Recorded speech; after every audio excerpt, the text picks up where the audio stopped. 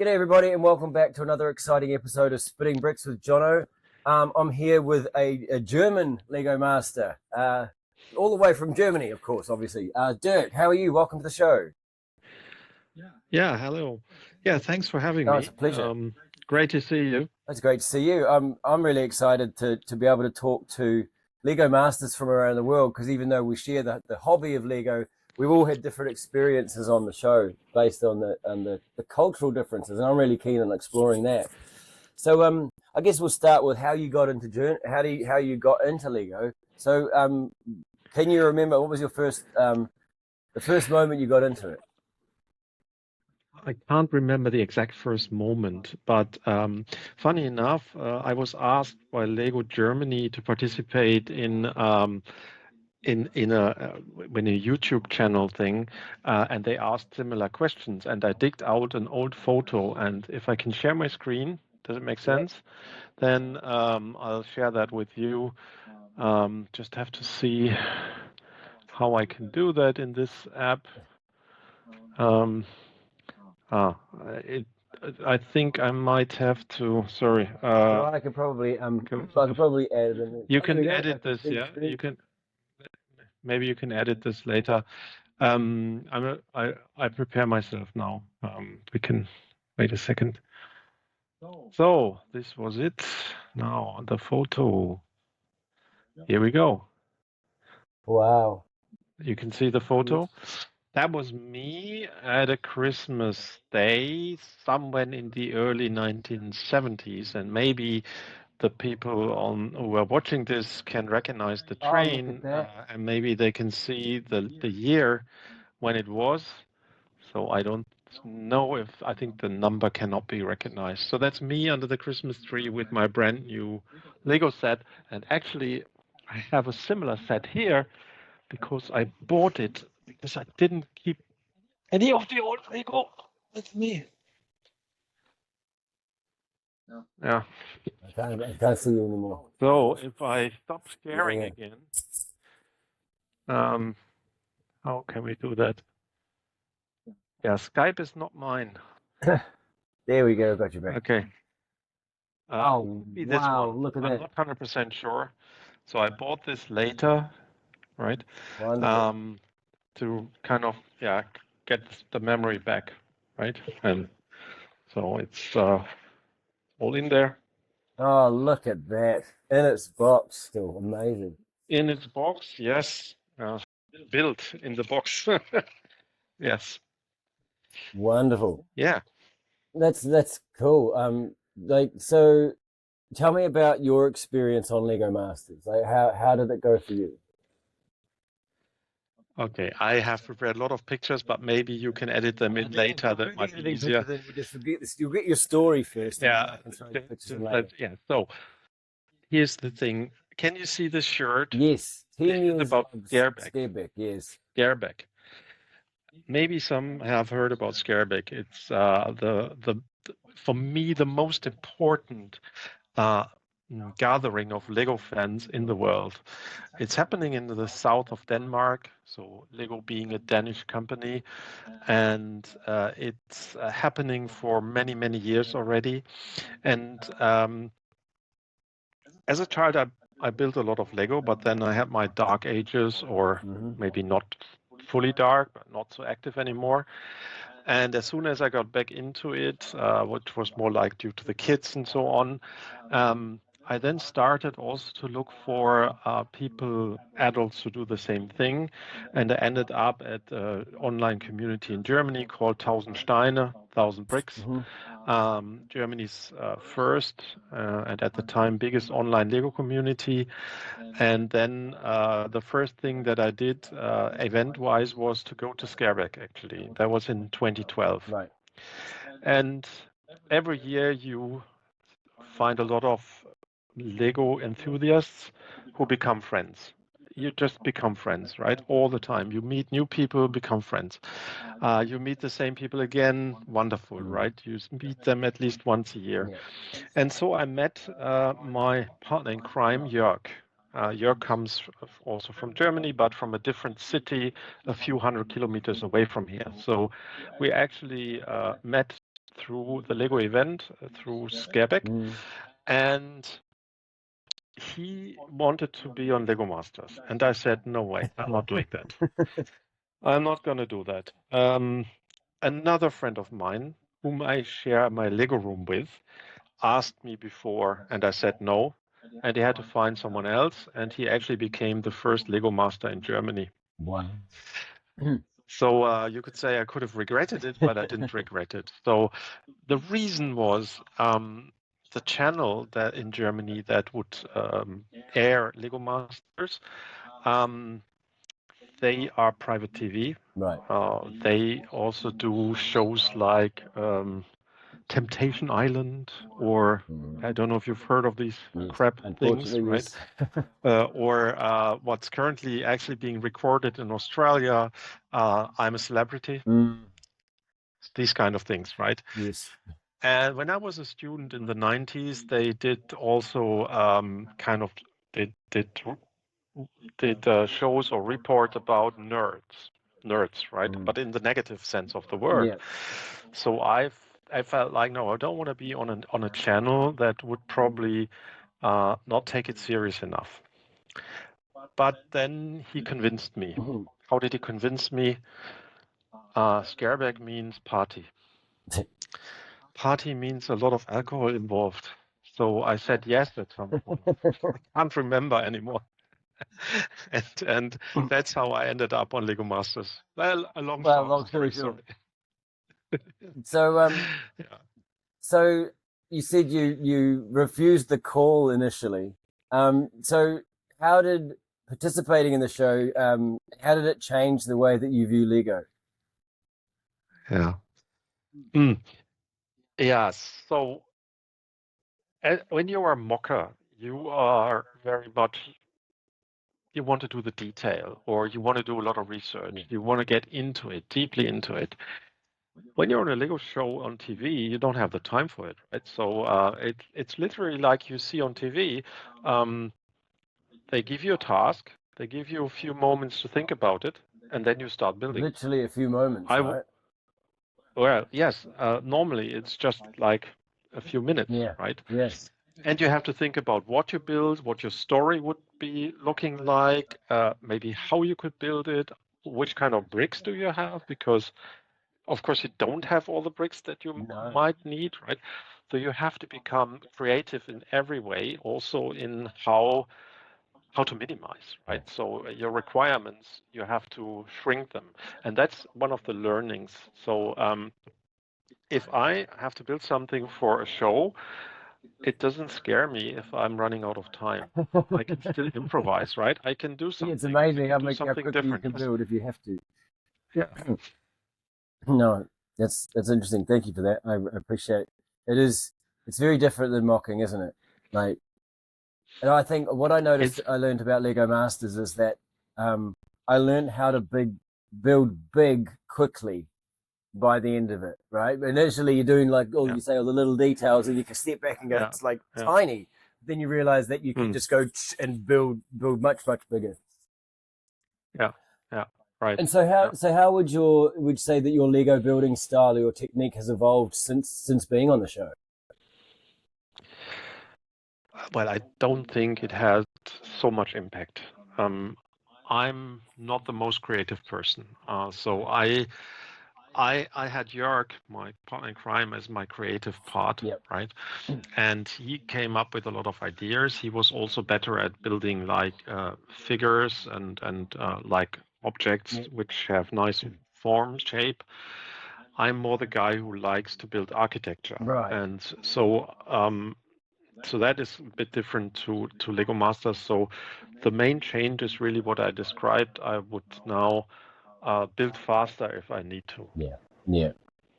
So speaking of your creative process, how do you approach a new Lego build? Like, are you a sketcher? Are you a planner? Do you build it digitally? Do you just freeform in the bricks? Like, how do you normally go about it? All of it. All of it. All of the styles. Depends on what I want to build. Depends on what my project is. First of all, the first thing is, what is my sparking idea? Why would I build something? Right? I give you an example, a very recent example. I was at Brickvention this year in January, right? And I thought like I have to build something which has a history because I like history of both Germany and Australia, maybe even of my hometown in Germany. And by chance, I met a former classmate of mine a year ago. She lives in South France. She came to Germany and we had a little chat, and she told me about her grand uncle. He was a flying pioneer back in the 1930s. Oh wow! And he flew a small Junkers plane around the world to do marketing for the company. Wow! And he stranded in northern Australia in the middle of nowhere because yeah, he took it a bit too far. He wanted to fly at night without proper navigation from Timor to Darwin.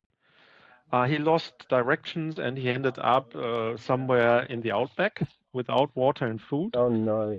And his story became very famous in Australia because he was rescued after 40 days without anything by Aboriginal people from Australia, and they found them and they rescued them, and then he became a hero in Australia. Wow! And actually, he wrote a book. There's an ABC TV show on him, so all that.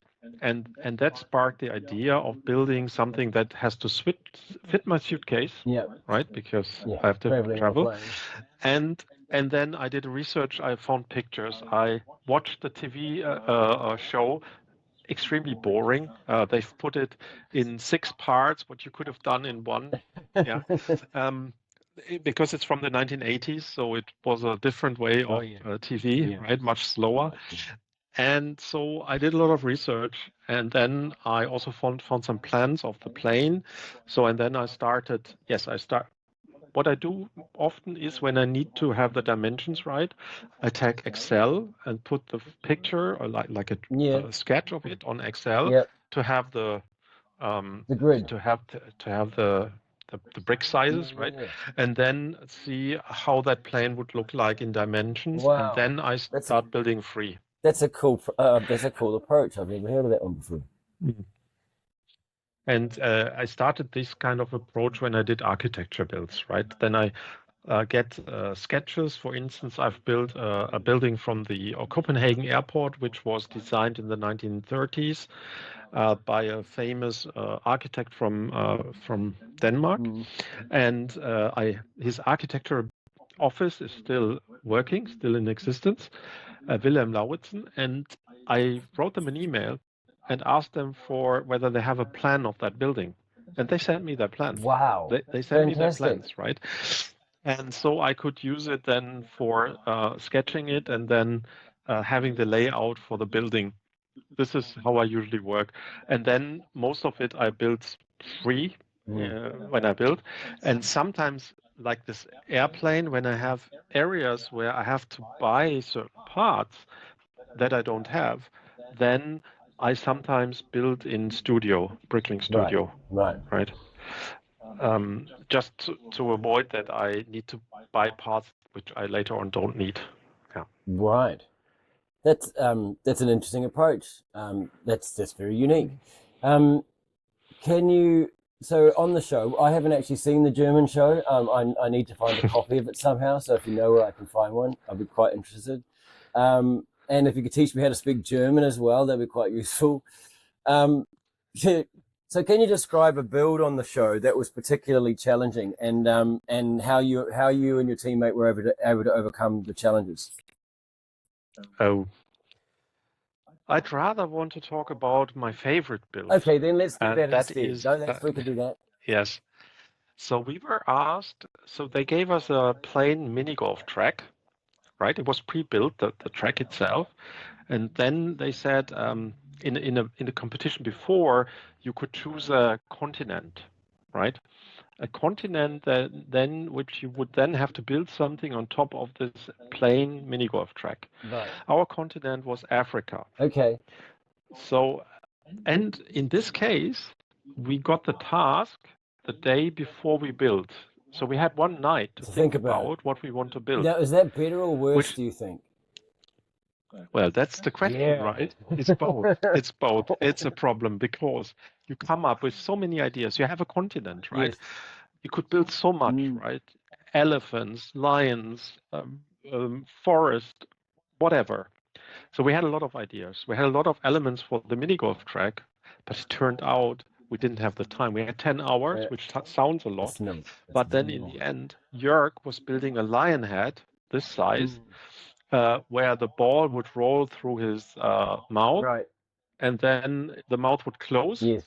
and the ball rolls on. And then I've built a pyramid because you also need technique to be built in. So there was a conveyor belt in the pyramid where the ball would be transported on top of the pyramid. It would fall down on the other side and into the hole.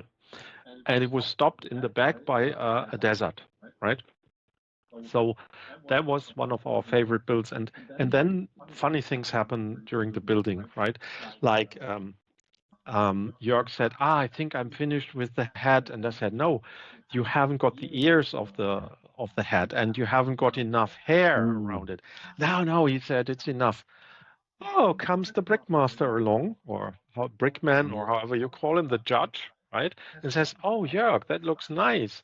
Are you also going to build ears and more hair? And he said, of course I will.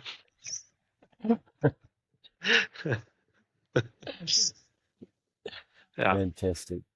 I I think those guys are sitting there watching off the camera and listening to our conversations, and then they come back and they go, I know, I'm going to poke this because I know those guys have a point of contention there. Yes. So you said before that you particularly like architecture. What other inspirations do you draw from, like when you go about your builds? What do you mean? Sorry, from Lego Masters or general? So obviously, I mean, I was talking with Fleur the other day about how, like, I walk down the street and I'll see a building that I like, and I'll be like, oh, I know how to build that out of Lego. Oh, yeah. Do you like? Okay. And then quite often I'll do like pop culture. Like, I don't know if you've seen those new boxcar Lego sets. I've decided to make a Blacktron boxcar racer. You have your camera, your iPhone in front, or your telephone in front. Yeah. Right. Okay. Oh, that's nice. Yeah. So I haven't seen them. No. Is the new boxcar races? I decided to do something a little bit different. So I get inspired by pop culture and nostalgia. Yeah. I like to build a lot of classic 80s Lego space stuff and things. Where do you get your inspiration from? Yeah, it can be different sources.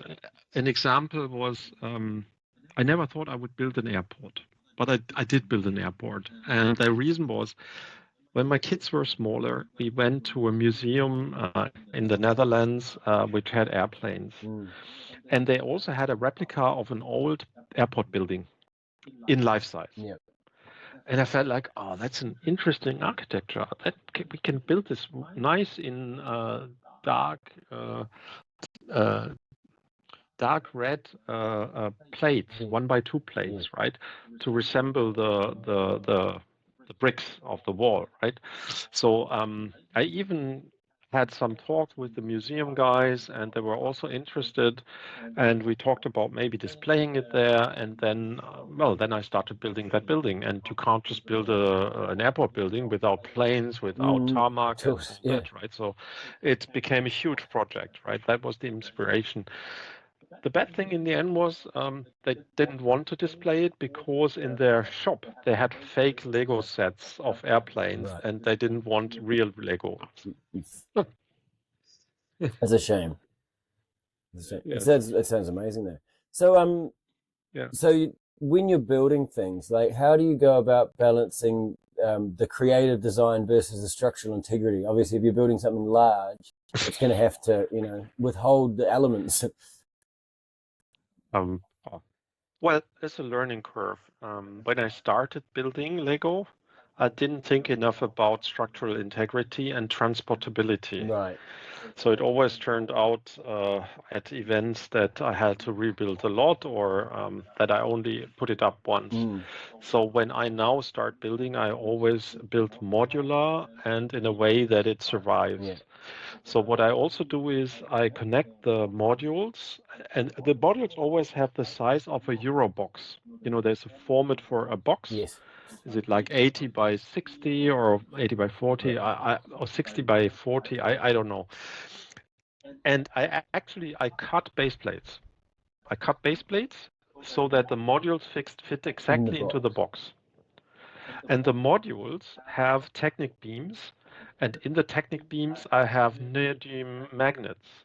And to connect the modules, I only use magnets. Wow. Because when you use, I like that idea. when you use Technic pins, and the surface, the underground, is not leveled enough, it will not work. No. They will not fit, right? It's always a hassle. So I ended up with the magnets. That's a great idea. I didn't invent it. I found it the first time at a show, Lego World in Copenhagen, where I saw it from some Danish guys, and I adopted it. Yeah.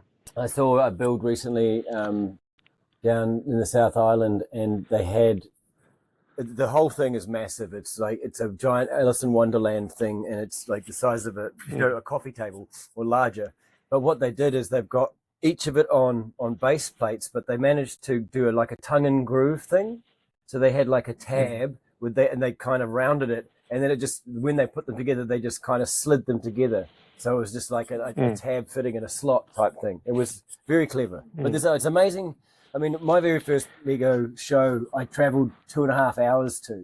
So I was always intending on transporting the thing. So every time I've ever built anything, I've always been focusing on the integrity of it so that it managed to make it to the location in one piece.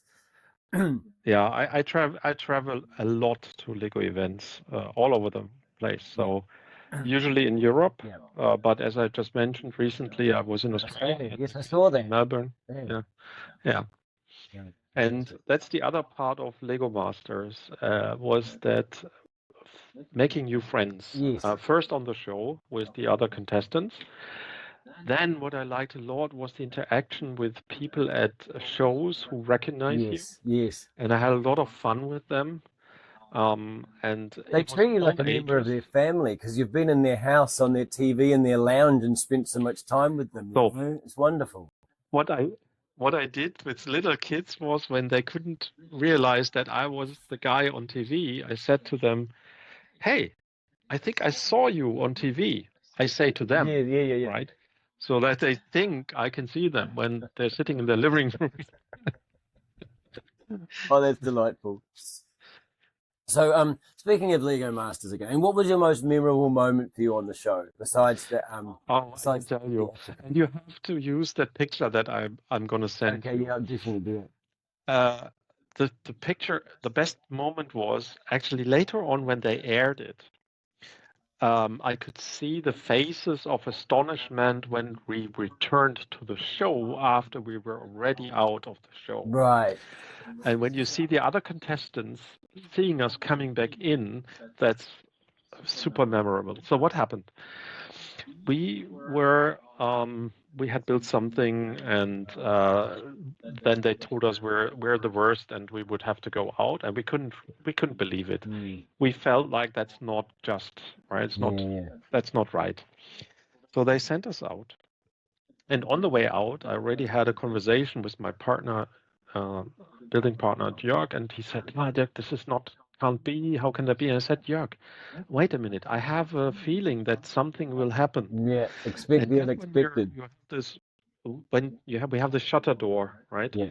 And when we were out of the door, the producer was behind the door and said, Jörg, Dirk, this is not the end of it for you, or something like that, right? Yeah. So what they did is they had a twist in the show to bring us back. On the next day, after they had their first building event, and the next team would have to leave, to put us into a battle with them, elimination battle. And the thing was, we were out. The others came and said, "Oh, so we feel so sorry," and so on. And we had to do as if we would really be out. Yeah. And we even got free drinks and all that for everyone. Next morning, we said goodbye to everyone. And then we were brought to a different hotel. Right. So we stayed at night in a different hotel. We had to hide in the city. And the best thing was it was a very hot summer day. I heard that the air condition in the studio didn't work well on that day, so the others had to build in the heat. We had a nice ice cream. We enjoyed our time. We were brought back to the studio. We were brought into a different area of the studio where normally the contestants don't have access. When the others had a smoking break, we could hear them talking, and we had to hide behind the blind, the window. And then later on, they brought us back to the studio. And yeah, maybe I can't tell all the secrets, but we were brought into an area where there is the guy who does the jokes for the host, and so it's all scripted. The jokes are scripted. His best jokes are unscripted, by the way, in my personal view, but often they can't be aired for reasons. Yeah. And then we were put back behind the shutter door, and the others had to go out. We come in, and we did high five, Nice. and then we were back in the show. Fantastic. Now, what was the elimination battle? They uncovered a bathtub. Oh, wow. A very big bathtub, right? We were sat in the bathtub, then there was a plate put on us, and then Lego was poured in. And then we had to build a bathtub monster. So 4 adult men sitting together in a bathtub. They even served cocktails. The others had to sit on high chairs behind us, watching us building. Wonderful. Yeah. Wonderful. That's fantastic. And then we were back in the game. So we made it to the semi-final in the end. Well, that's wonderful. That's amazing. What did they? The smoke and mirrors of the TV show gets a little bit. It's weird, isn't it? Like, you know, it's a bit. You can see why they do it, but it's all a bit strange. It was fun. So this is for me the very important thing. I don't know who usually watches your channel, but if you're let's say a Lego fan, like an AFOL, etc., don't expect this to be a building challenge as such. It's a TV show. Yeah, and it has to entertain people. Otherwise, they won't watch it. So they also have to create new ideas from time to time. And by the way, your brickman in New Zealand, I know him very well. He always comes to Scareback, and we have a great time together. Robin, he's amazing. He's an amazing character. He's such an amazing man. Yes, he is. He was the very first ever Lego certified professional on the planet. He actually helped Lego found the Lego certified professional program.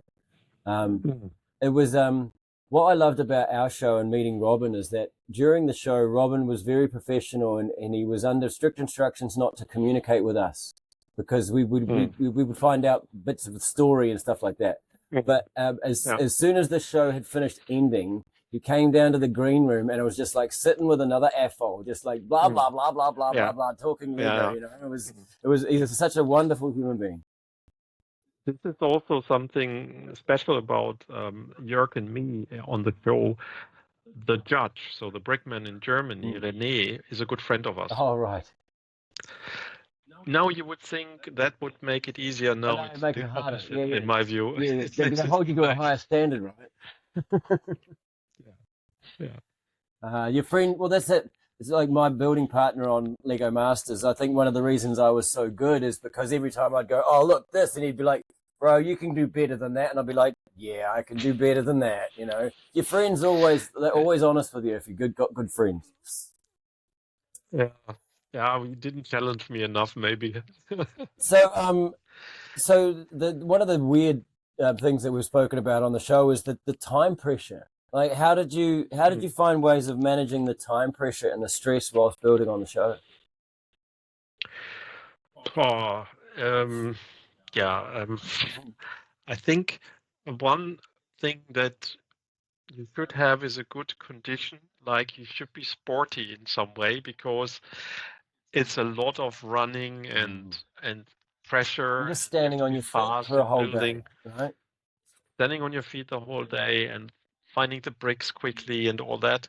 So I must say, at some points, I kind of gave up, and that's probably why we only went to the semifinal. It's hard Um, to maintain be- that energy and that stamina for that long. yes, It's exactly. grueling. It's really And hard. So I mean, we were filming 3 days on, 1 day off, 3 days on, 1 day off, and you mm, and you didn't know what day of the week it was because it's an unusual yeah, pattern. You know, I remember driving the yeah, studio one day and looking out, going, "Wow, it's awfully quiet out here," and then going, "Oh, it must be Sunday. There's no traffic." You know, but you're in yeah. this That's weird what you bubble. do You it. don't know what's going on and what day it is. And then, of course, you wear Yeah, the same clothes over and over again because it's one TV day. It's like Groundhog's Day. yeah, yeah. Well, it wasn't. No, it wasn't like that. So I must say, maybe we didn't take it so serious because we enjoyed the time, Yes. and especially we enjoyed the evenings with the other contestants. So we were all in a really nice hotel, Lovely. and nearby the hotel there is a pond where all the students go to. Right. And it was summer. You had a nice pond. You had a lot of young people around you. We had a lot of drinking, right? And you had to be fit the next morning. Mm. So I can tell you that that was the hard part sometimes. Well, I actually made the decision during the filming to actually not drink because I knew that I needed my brain Okay. to be in really good condition. Because As I said, for me, Lego is all about fun yeah, and people, oh, right? me too. You have very, I wanted my kids to see me at my best, you mm, know, and because I'd been in they'd seen me at my worst, right? And I wanted them mm, to see me doing something that I love and doing it well. mm, And so mm. yeah, yeah, it was a big, and I'd been trying to go on to TV and stuff for like 20 years of my life. I'd been to film school like 20 years ago, Mm. so Ah, okay. I really wanted to be on TV. So that is another part of Jörg's and my story. Jörg works for a public TV station. Right, that would help. Um, we're not doing like the normal TV. They are helping non-professionals to do their own TV things, Right, like yeah. documentaries, kids doing things. So he's a media teacher, you could say, but Mm, for a TV station in Kassel. And he said, Jack, I want to go there to see how professional the big TV works. mm, And we were a bit shocked at the beginning, honestly. I found that they try to keep the cost as low as possible by also putting a lot of new starters on the show in the background, so mm. in behind the scenes, right? So it seemed at the beginning all a bit chaotic, but it perfectly developed then into something serious, Yeah, right? So yeah, that was that I was think really interesting no to one really see, prepares and I you. really enjoyed that the host is a very experienced host. Actually, he once also was on that show in the jungle in Australia, Right, the celebrity thing. I'm a yeah, celebrity as a host, and he was really good at helping us understand what's happening when we had to wait. You have a lot of waiting oh time, right? yes, Things have to be redone or something. They have to discuss things.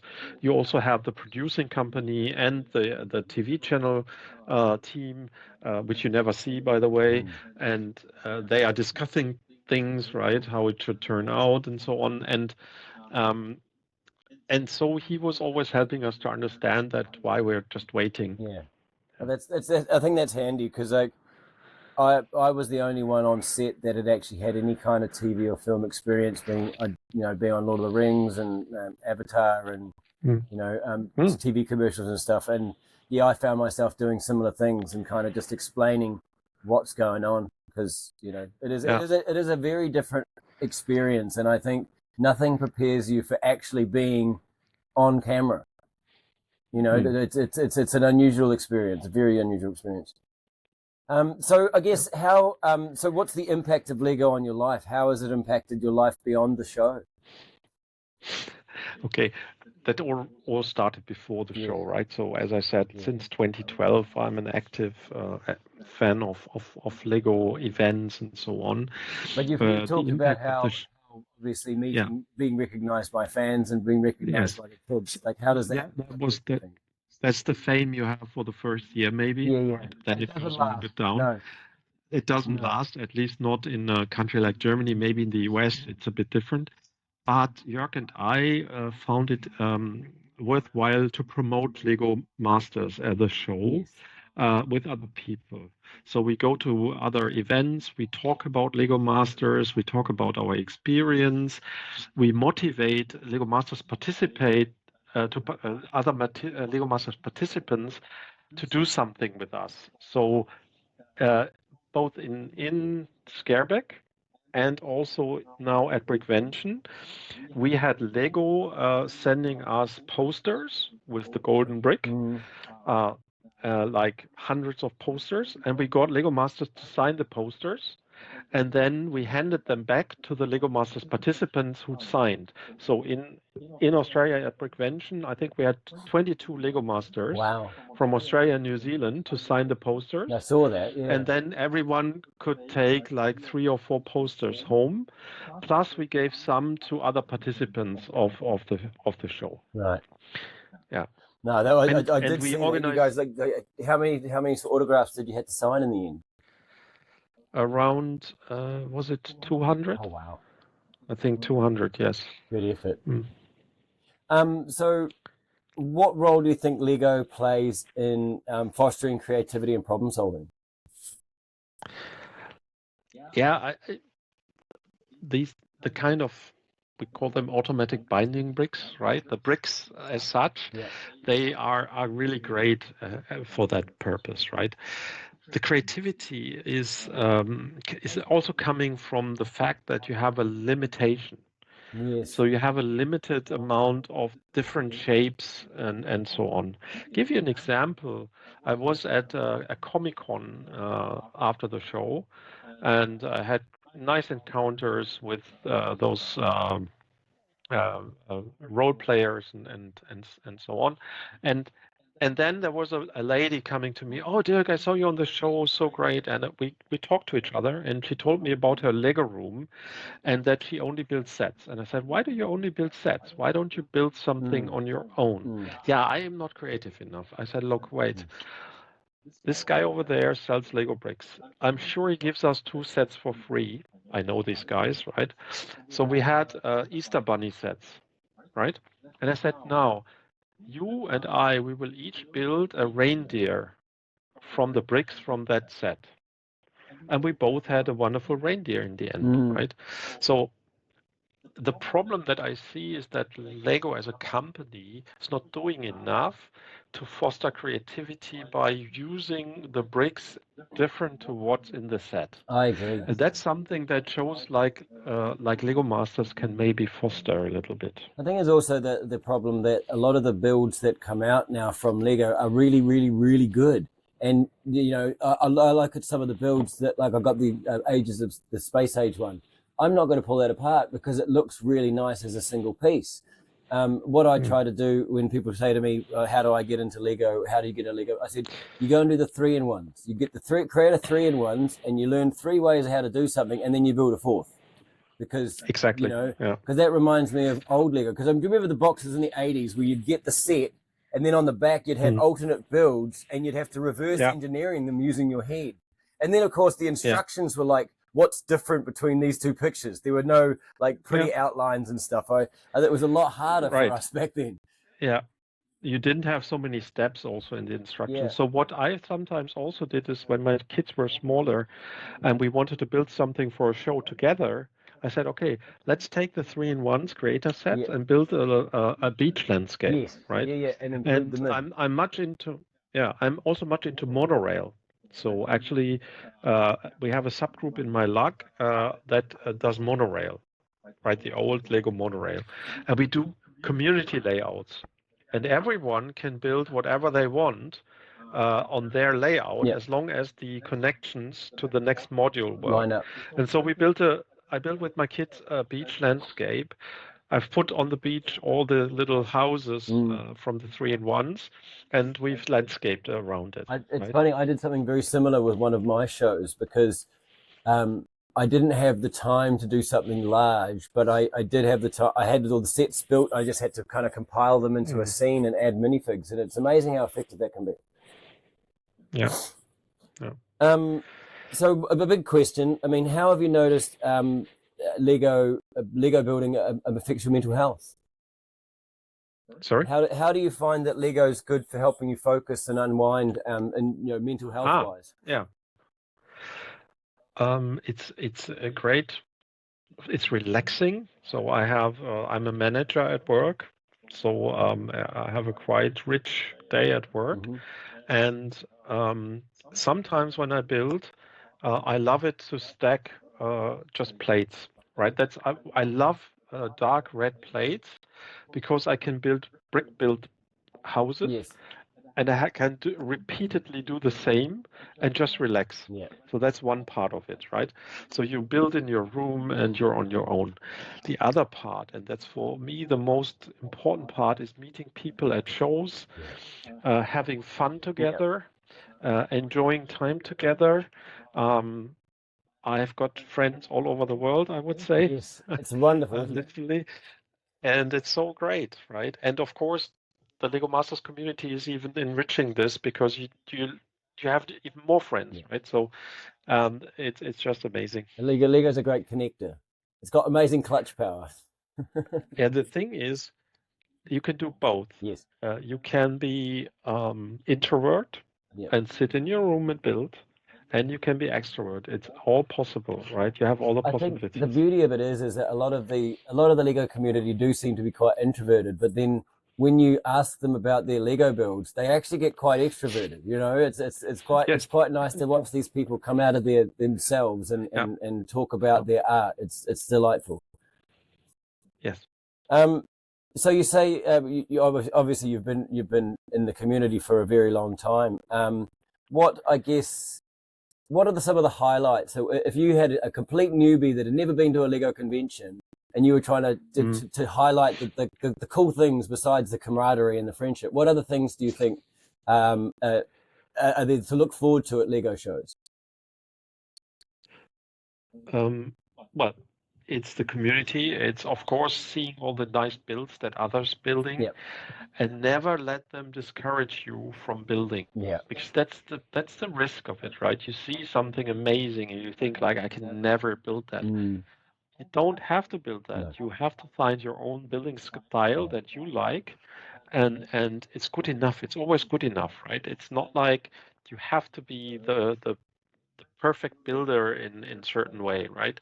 Also, when you watch Lego Masters, not everything there is such a great build, right? So, and sometimes it's more, it's showing more than it really is because they take great pictures of your build, right? So They do.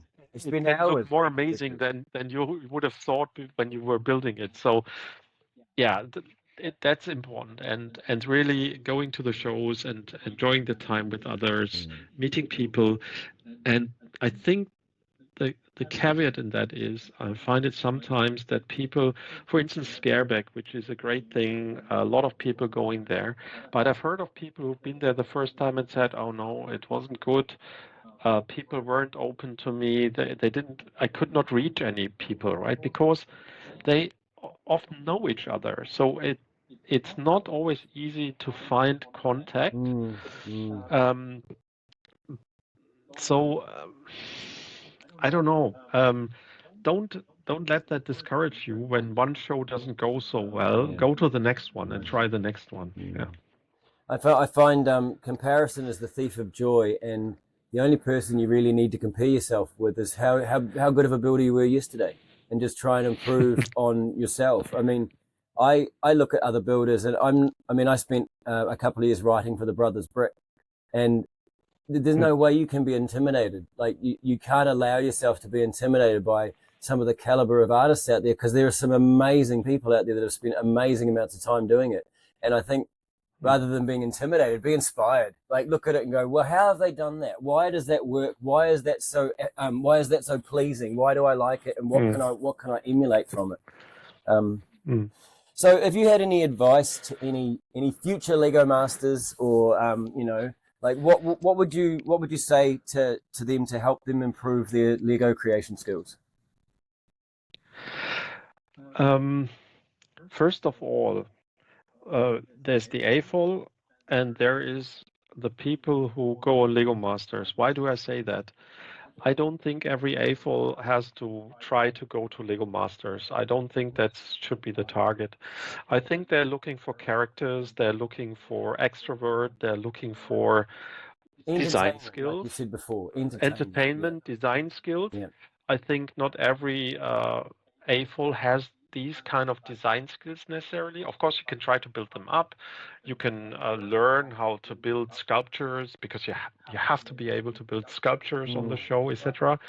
But at the first place, I would say, as a Lego builder, yes, it could be a target for you to go to Lego Masters, but I would rather want to go to a Lego show and have fun there than being on Lego Masters. Absolutely. Not saying it wasn't fun. It was fun. I did it once, and it was fun because I had a great partner in crime. Yep. I wouldn't want to be there and paired up with someone who I don't know. And that's also why we did have something like All Stars. We had a Christmas special, but they would always bring other people together, and that's why I wasn't really interested in that. Okay. And so have you used Lego in any educational kind of space, like workshops and stuff like that? And how has that gone? So I'm a member of more than one luck. So I'm the ambassador for 1000 Steine. I can explain what that means later. I'm at a Norwegian luck, Rikkelauget, because I love the guys in Norway, and I travel to Norway every year to their biggest show. And I'm also a member of EduLuck, and EduLuck has education in it. And what they do is they're a very small luck.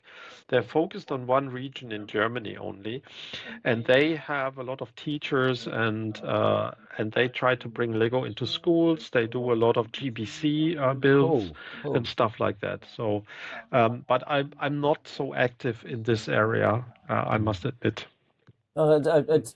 I'm curious because I've been running Lego workshops here in Gisborne, and I'm creating team building exercises and helping people understand the way that their brains work, and looking at the strengths and weaknesses, and looking at how, because I found that in the team groups that I've created, that people seem to pair up with people that are like them, and it doesn't create good teams because everybody's working from the same kind of cognitive perspective.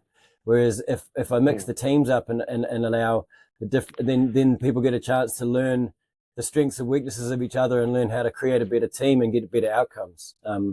It's fascinating. I absolutely love Lego for that. On that note, I once participated in a Lego series play exercise in my former company, and there was an exercise only with senior managers. And they were very surprised when they had to learn that they would build Lego, because they weren't told up front.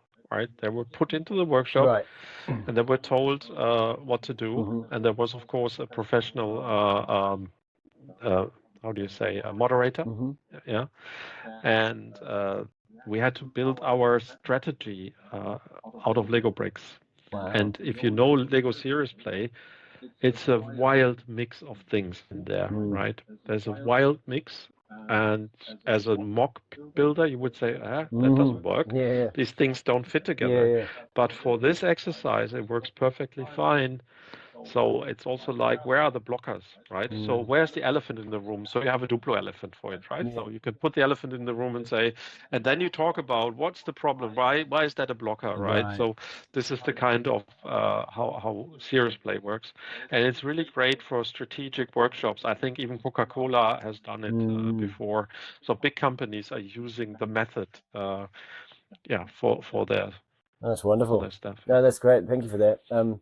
So the future of Lego and Lego shows, what are you currently building on? Are there any themes that are coming out that you're looking forward to? Yeah, so I don't have a new building idea. Here's one thing. I've for a long time avoided to build trains. I think I'm not good at building trains, but I built a train station. It's architecture, right? Yeah. So I've built a big train station, and in Germany we have we have one great event, which is in a tram shed, Right. and they build a huge train layout from scratch every year. Wow. In that way that you can submit your mock, and they would build it into their layout. Wow. And they start at the beginning of the week with carpeting the tables. So the tables Wow. are made from scratch every year. Yeah. And then they start early in the week, and you join maybe on Thursday to put up your mock. Wow. And then you play Friday, Saturday, Sunday, and you have such a huge train wreck. So That's cool. I did not finish all of my train stations so far, though that is my target for this year. Yeah. I need a train shed on my train station, and then I have to go there again. It's quite far away, and the mock is too big for my car, so I would have to rent a car probably to get there. But it's such a great fun with these guys. So that's what I'm looking forward to. Other than that, I'm going to show again the mock that I've taken to Brickvention. I'm going to Bricktastic, which is in Manchester this month. Wow. Then I go to Trondheim for which is in Norway. Wonderful. Then I go to Switzerland. Wow. And then I go to a few events in Germany, and then is Scareback again. So around 8 to 10 events every year. That's fantastic. That's fantastic. So how do you see the future of Lego? Like obviously we've been in Lego for a number of decades now. And so, I mean, I did a workshop recently where I stripped the Lego back to just the stuff we would have had from the 80s. And I ran these courses, and this kid came into me and goes, I don't know how to use this Lego. This is like old Lego. Where's the new, how do I do this? And I said, you've played Minecraft, right? And he's like, yeah. I'm like, Minecraft. And he's like, oh, and he didn't make the link. Yeah. He didn't make the connection. The next minute he's building all these wonderful Minecraft things, but he was looking for all the modern Lego, and he was really stuck. It was a really wonderful experiment. But once I'd given him that kind of clue, he was off. It was great. It was I think that would be nice to see, to go back to the basics. There was at some time when the Minecraft sets from Lego were rather new, all the Lego user groups were given a big box of Minecraft. Not all, but many of them received a big box of Minecraft, which was basically basic bricks, right? And you took them to events and said, build some Minecraft setup, and the kids loved it, right? They loved building this, and it's basically just building with basics, right? It's blocks. And the thing is, they are going more and more into the adult world, because of course we see that in the Western world the societies are aging, and the kids are much interested in electronics. But I think the kids will also continue playing with the bricks, so I'm pretty sure. Yeah. And I think there's a different part of the brain that's used when you start using your hands like that. You know? So I'm pretty sure it will continue.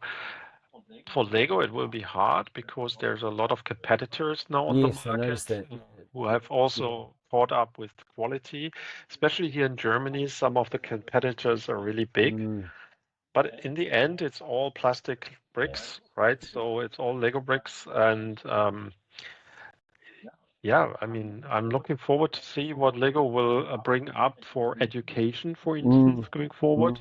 And how they will more go back into the market for children as well. They will continue with the adult sets, of course, right? Flowers seems to be a big thing nowadays, right? I mean, they don't have to be watered and they don't die. They do have to be dusted, though. Dusted. That's the problem, right? Okay, so going back to Lego Masters, would you ever consider returning to the show? Would you do it again? Probably only with Jörg, I don't know, or with someone that I think I can build with quite well. But I wouldn't want to be either random.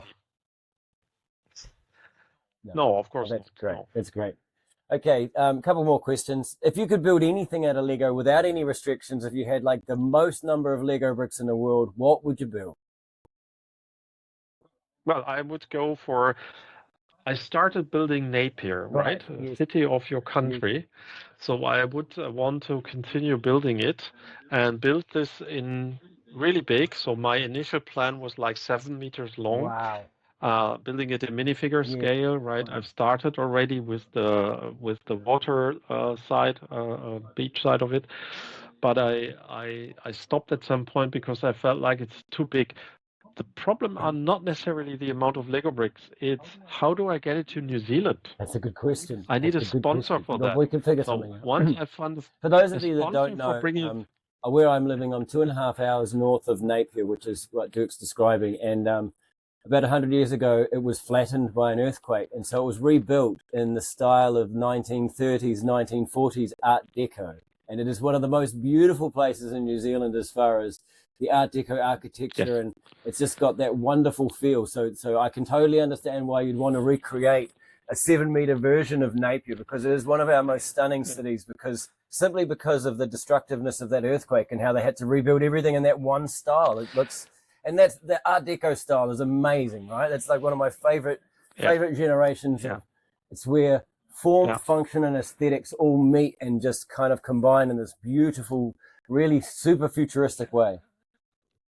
And the great thing is that Lego has now introduced so many more colors, so you Yes. can build it So, as colorful as it is in reality. and Yeah. especially with the pastels, because a lot of Napier is all very pastel colors and very kind of vibrant. Yeah, yeah, That's the thing, yeah. right? So yeah. Wonderful. I like that. I like that a lot.